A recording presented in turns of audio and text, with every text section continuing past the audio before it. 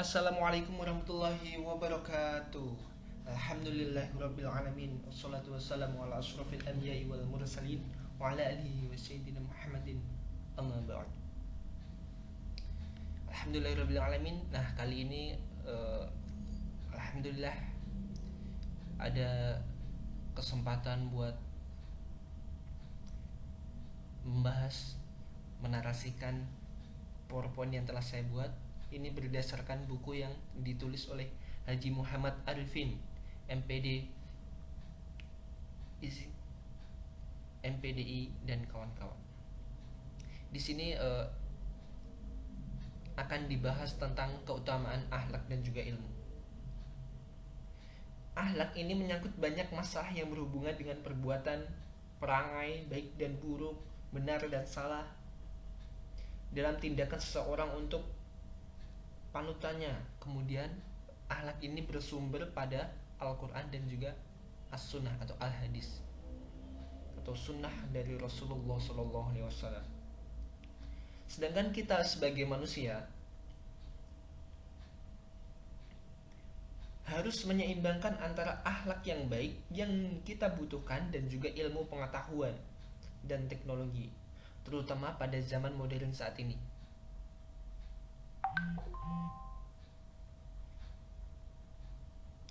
Pada zaman modern saat ini, perubahan bergerak dengan sangat cepat. Tetapi agama justru kebalikannya, yaitu bergerak secara lamban.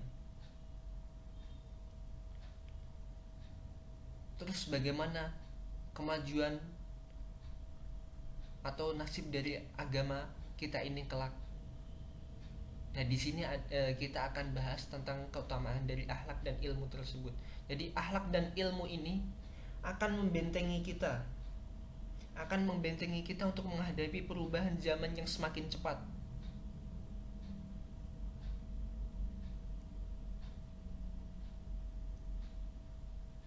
Jadi di sini saya memotivasi diri saya sendiri dan juga teman-teman untuk berusaha menyeimbangkan antara akhlak dan juga ilmu, karena dua hal ini adalah hal yang tidak bisa dipisahkan, saling berkaitan. Kita lanjut ke slide selanjutnya. Nah, kita bicara tentang akhlak.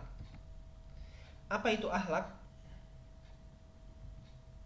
Jadi, akhlak itu menurut bahasa atau secara etimologi merupakan bentuk jamak dari kata khuluq yang artinya budi pekerti, perangai, tingkah laku, atau tabiat. Jadi akhlak ini adalah budi pekerti atau tingkah laku manusia. Nah, ini di dalam agama kita sebut dengan akhlak.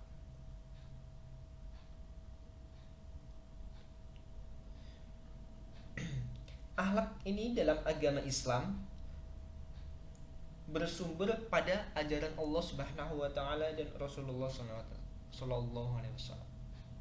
Jadi akhlak ini bersumber pada ajaran Rasulullah sallallahu alaihi wasallam dan juga firman dari Allah Subhanahu wa taala. Ajaran dari Allah Subhanahu wa taala. Yaitu sumbernya ada dua hal tadi, yaitu Al-Qur'an dan juga As-Sunnah.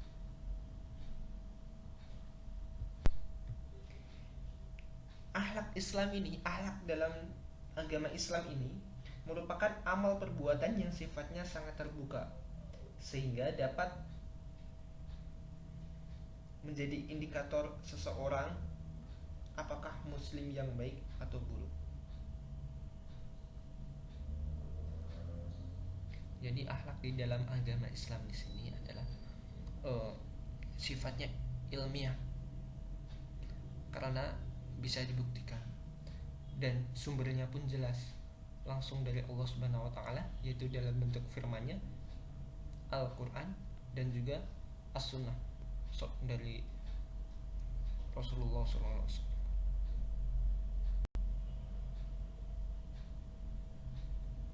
Oke, itu tadi pengertian tentang akhlak. Jadi akhlak tersebut merupakan buah dari akidah dan syariah yang benar.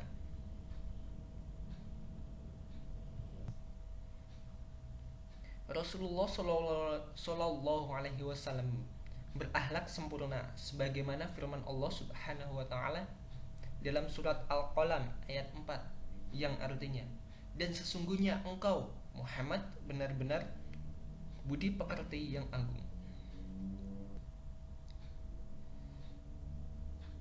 Karena akhlak mulia tersebut, Rasulullah SAW dijadikan uswatun al-hasanah, yaitu suri teladan yang baik.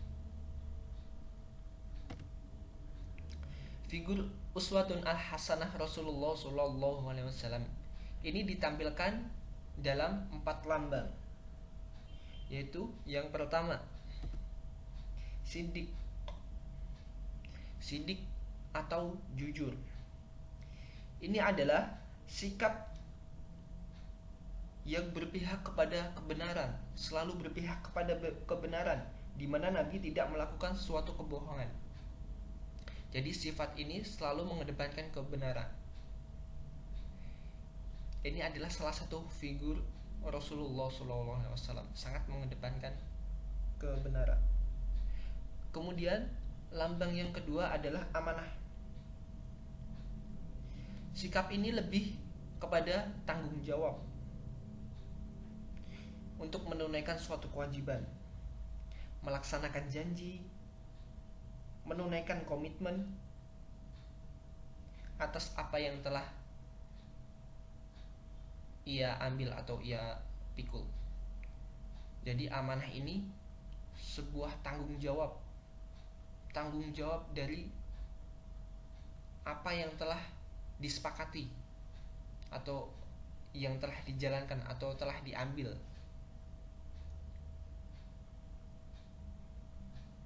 Kemudian untuk figur yang selanjutnya yaitu tabligh.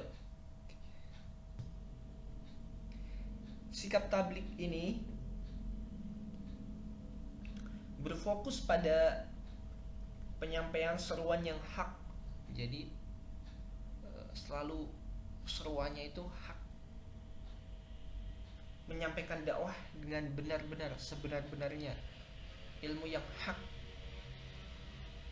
yang pasti, yang benar, yang murni, yang real. Dalam hal informasi, tidak dibenarkan menutupi informasi yang sahih atau yang benar-benar real atau otentik. Jadi figur Rasulullah SAW ini selalu menyampaikan suatu kebenaran. Ini yang dari lambang ketiga, yaitu tabligh. Kemudian figur keempat yaitu fatonah. Ini menyangkut sikap cerdas dalam memahami segala sesuatu. Jadi kecerdasan Rasulullah Sallallahu Alaihi Wasallam memahami segala situasi yang telah terjadi. Ini adalah figur uswatun al-hasanah Rasulullah Sallallahu Alaihi Wasallam. Nabi berpenampilan sangat cerdas dalam bertingkah laku. Jadi Nabi pun dalam tingkah lakunya itu sangat cerdas, menempatkan barang sesuai dengan penempatannya atau sesuai dengan haknya. Jadi, bisa memilah-milah mana yang hak, mana yang batil. Nah, seperti itu. Ruang lingkup akhlak. Jadi akhlak ini ruang lingkupnya seberapa sih? Akhlak ini menyangkut apa saja sih? Akhlak di dalam Islam ini apa saja? Ruang lingkupnya sampai mana saja? Jadi di dalam Islam akhlak ini ada 2 garis besar. Yang pertama, akhlak terhadap Khalik atau Sang Pencipta, Allah Subhanahu wa Ta'ala. Kemudian yang kedua adalah akhlak terhadap makhluk atau ciptaan Allah Subhanahu wa Ta'ala. untuk akhlak terhadap makhluk ini masih dibagi menjadi 3 jenis lain, yaitu akhlak terhadap sesama manusia, akhlak terhadap makhluk hidup selain manusia, bisa hewan, bisa binatang, hewan atau binatang nggak ada bedanya ya, bisa hewan atau tumbuhan. Kemudian akhlak terhadap benda mati. Jadi di dalam Islam ini, masya Allah ya, ilmu yang sangat mencakup keseluruhan seluruh kehidupan di dunia ini. Semuanya tercantum di dalam Islam. Ada aturan semuanya di dalam Islam. Kita tinggal menjalankan saja. Jadi sekali lagi di sini saya menghimbau kepada diri saya sendiri dan juga teman-teman, mari memotivasi kita semakin mengenal dengan Islam. Kita kenali agama kita sendiri. Tak kenal maka tak sayang. Kenali dulu agama Allah, maka Allah akan menyayangi kalian, insya Allah. Sumber-sumber ajaran akhlak. Jadi tadi dari awal sudah kita singgung, sumber dari ajaran akhlak adalah Al-Quran dan Al-Hadis. Jadi Al-Quran dan Al-Hadis atau sunnah Nabi Muhammad Sallallahu Alaihi Wasallam adalah pedoman hidup yang menjadi asas setiap muslim. Keduanya merupakan sumber akhlakul karimah dalam ajaran Islam. Jadi dua hal pokok ini adalah sumber dari semua ajaran akhlak dalam agama Islam, yaitu akhlak karimah, akhlak yang baik dalam Islam.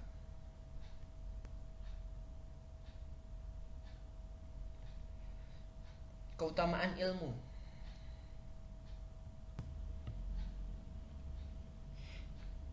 Jadi ilmu, nah ini ilmu ini penting. Jadi kita berakhlak juga harus memiliki ilmu. Kita berilmu tapi tidak berakhlak sama saja. Jadi kedua hal ini sangat penting, perlu kalian coba seimbangkan dalam menjalani sebuah kehidupan. Nah, ilmu ini dalam Islam, salah satu ciri yang membedakan Islam dengan agama lainnya adalah penekanannya terhadap ilmu. Jadi di sini di Islam pun ilmu itu ditekankan. Jadi Al-Quran dan As-Sunnah di dua sumber ilmu ini, Al-Quran dan As-Sunnah, ini mengajak kaum muslimin untuk mencari dan mendapatkan ilmu dan kearifan serta menempatkan orang-orang yang berpengetahuan pada derajat yang tinggi.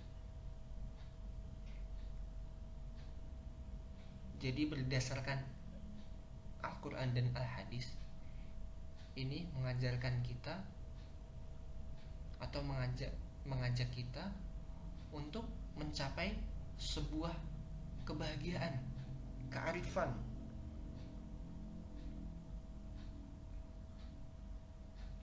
Kemudian akan menempatkan seseorang ke dalam derajat yang lebih tinggi. Bahkan di dalam Al-Quran, kata ilmu dan kata-kata jadiannya digunakan lebih dari 780 kali. Di dalam Al-Quran aja penekanannya lebih dari 780 kali. Jadi Islam memandang ilmu sebagai cara yang utama bagi penyelamatan jiwa dan pencapaian sebuah kebahagiaan serta kesejahteraan manusia dalam kehidupan kini dan nanti. Jadi sebenarnya tujuan manusia di dunia itu apa sih? Jadi apa sih yang dicari manusia hidup di dunia? Pasti sebuah kebahagiaan dan kesejahteraan. Nah, itu semua bisa dicapai dengan dua kunci utama ini, yaitu akhlak dan juga ilmu. Bahkan ilmu ini lebih penting dari kebutuhan pokok kita, yaitu makan.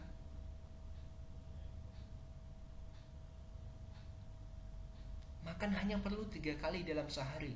bahkan 2 kali dalam sehari. Tetapi ilmu kita butuh setiap detik, bahkan dalam makan pun kita butuh ilmu.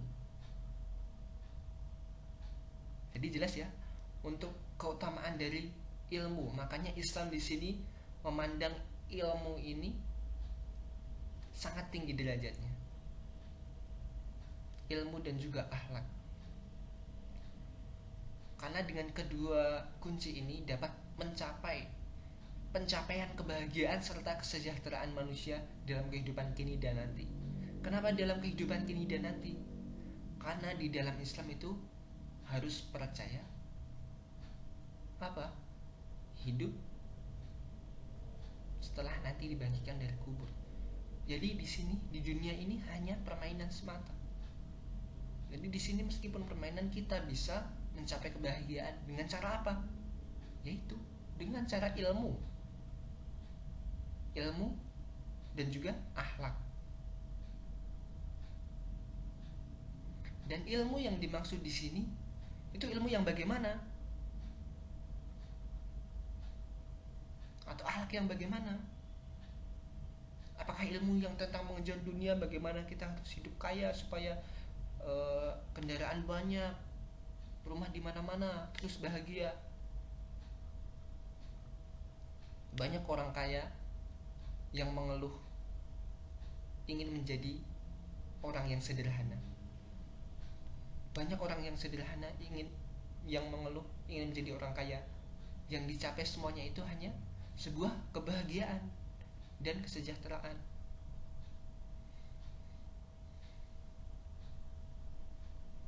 Jadi kenapa tidak kalau kita bisa mendapatkan dua kebahagiaan dan kesejahteraan di dalam kehidupan saat ini, di dalam kehidupan di dunia dan nanti di akhirat, dengan bekal dua ini, ilmu dan juga akhlak. Jadi ilmu yang bagaimana? Jadi ilmu ini, keutamaan ilmu di dalam Islam ini adalah ilmu yang mendekatkan kita kepada ilah, kepada Allah Subhanahu wa taala. Jadi di sini manusia yang ideal adalah manusia yang dapat mencapai ketinggian iman dan juga ilmu. Diterangkan dalam Al-Quran. Sumber ilmu, nah, sumber akhlak, sumber ilmu, semua tercantum di dalam Al-Quran dan juga As-Sunnah. Tapi di dalam buku ini ada 2 poin tambahan, yaitu ilmu dari diri manusia sendiri dan juga sejarah umat manusia. Ini mengacu kepada pengetahuan yang telah ditemukan dahulu. Tapi pokok dari ilmu dan juga akhlak ini, sumber yang paling pokok di dalam agama Islam itu adalah Al-Quran dan As-Sunnah. Semuanya komplit sudah tercantum di situ. Bagaimana kita menyikapi hidup, bagaimana kita menjalani hidup di dunia, bagaimana kita mencapai jalan yang benar, apakah kita sudah berada di jalan yang benar, bagaimana kita mengetahui yang benar dan yang salah. Semuanya sudah tercantum di dalam Al-Quran dan As-Sunnah. Tergantung kemauan kita untuk mempelajarinya.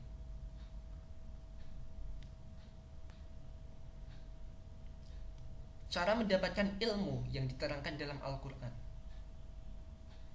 Jadi di dalam Al-Quran pun menerangkan bagaimana cara kita mendapatkan ilmu tersebut. Yang pertama, lewat eksperimen dan pengamatan indrawi. Kemudian lewat akal, merenung, memikirkan, memahami. Kemudian lewat wahyu atau ilham. Surat Al-Baqarah ayat 251. Semuanya ada di dalam Al-Quran. Bagaimana kita mendapatkannya, bagaimana cara mengamalkannya.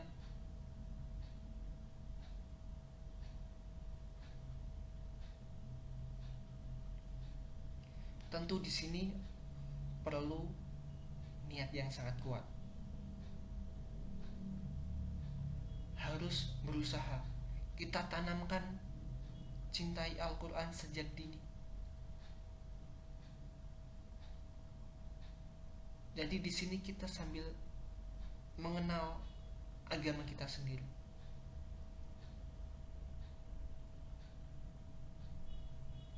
Kita kenali agama kita sendiri.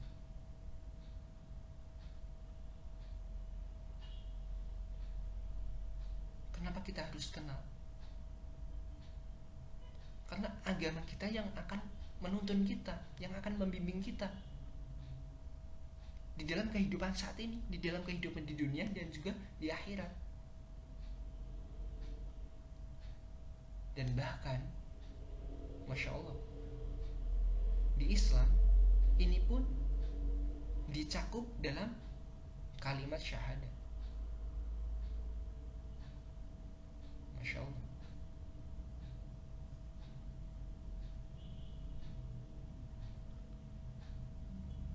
Jadi makna dari kalimat syahadat itu apa?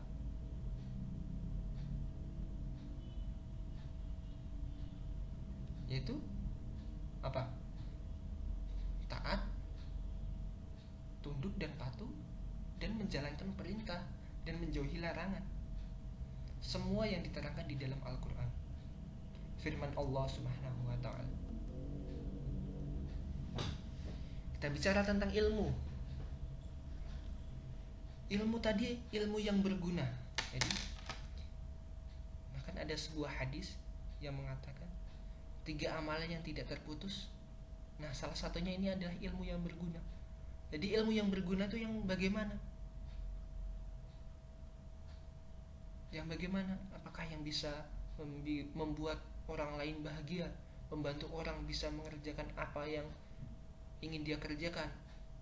Jadi di dalam Islam ini adalah kriteria, adapun kriteria ilmu yang berguna atau bermanfaat adalah ilmu yang ditunjukkan untuk mendekatkan diri kepada Sang Khalik, yaitu Allah Subhanahu wa ta'ala, sebagai bentuk pengabdian kepadanya. Sudah paham ya di sini ya? Jadi ilmu yang berguna ini ilmu lillah. Jadi ilmu untuk mendekatkan diri kepada Sang Khalik sebagai bentuk pengabdian. Kenapa sebagai bentuk pengabdian? Karena kita diciptakan ini untuk beribadah, mengabdi kepada Allah Subhanahu wa ta'ala.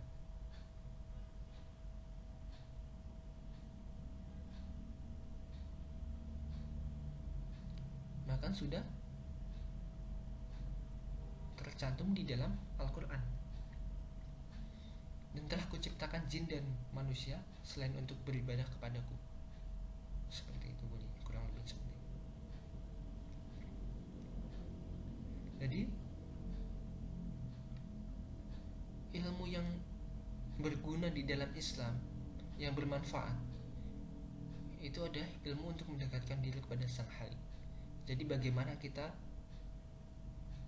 berlomba-lomba dalam kebaikan, berlomba-lomba dalam mencari ilmu, sehingga bisa membimbing kita ke jalan yang benar, mendekatkan diri kepada Allah Subhanahu wa ta'ala, dan beribadah secara benar kepadanya. Terima kasih. Cukup sekian narasi yang bisa saya sampaikan dari PowerPoint yang saya buat ini. Kurang lebihnya banyak kurangnya. Saya mohon maaf. Assalamualaikum warahmatullahi wabarakatuh.